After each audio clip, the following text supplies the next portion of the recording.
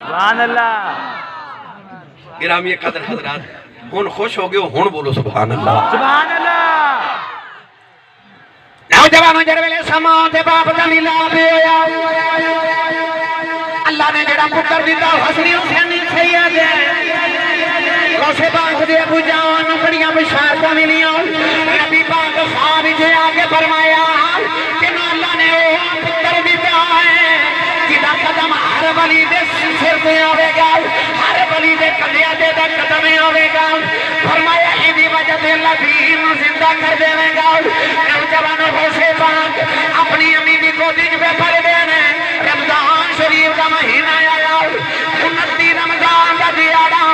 رات نو آسمان دے بادل چھا گئے پتہ نہیں لگتا سویرے دیاں روزہ رکھنا ہے کہ عید کرنی ہے چند نظر نہیں آ رہا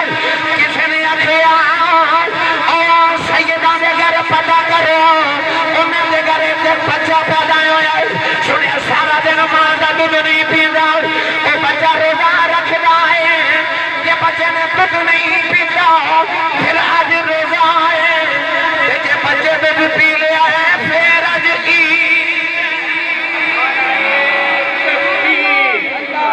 نعرہ رسالت